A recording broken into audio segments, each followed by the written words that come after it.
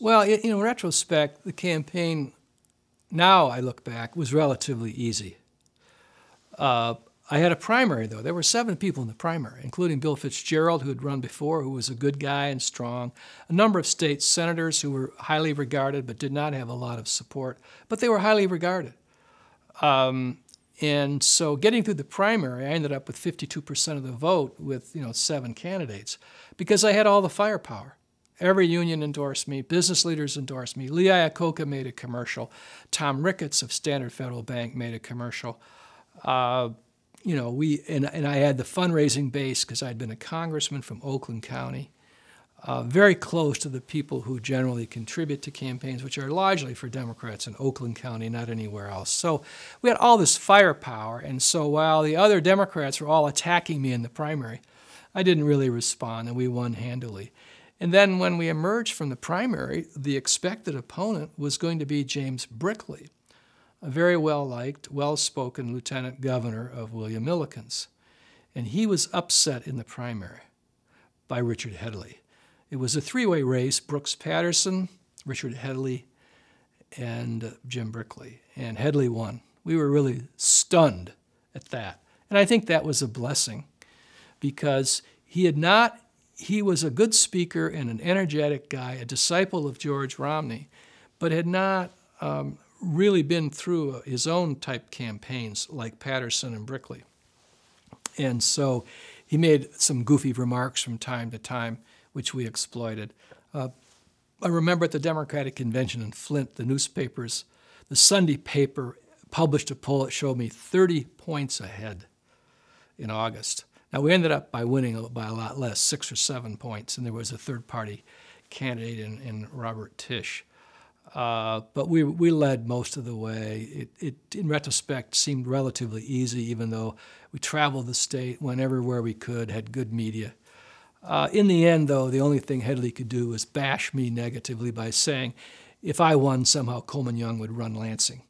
And he was able to cut our margin from 20 points to 5 or 6, just doing that, which shows you how racially polarized things were. I mean, Coleman Young was supporting me, but the truth is we were never close. And Headley tried to exploit that. So we ran to win, expected to win, and did win. And then the work began.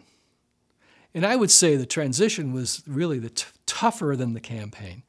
And that sounds crazy, but you have 2 months to get ready. The president has 3, and governor has 2 months to get ready. You're going to be sworn in on January 1st.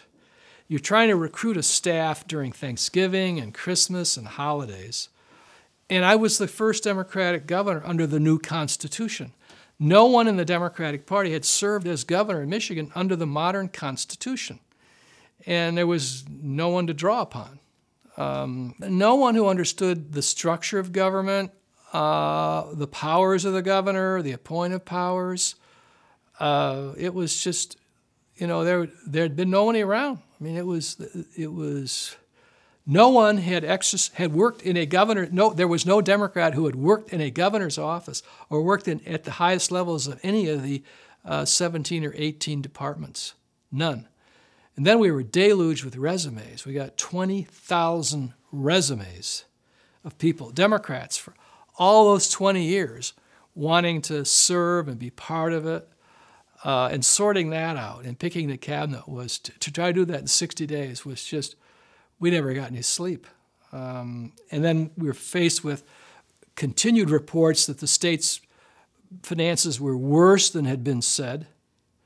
And I was called by the leader, Faust of the Senate, and Bobby Krim, who was retiring, and told the state's finances are far worse than we've publicly acknowledged, and they're deteriorating by the day. So your deficit is not going to be 500 or 700 million. It's going to be over $1 billion. It's growing. You're going to have to deal with that right away. The governor and the legislature had raised taxes during the year before, but it was temporary. That expired on December 31st. And so I thought, I've got to have a financial crisis council take a look at Michigan's finances, do an audit of them, which I had called for during the campaign, and make recommendations and try to define how serious the problem is before we could proceed. And they did that, and of course, the report was very sobering.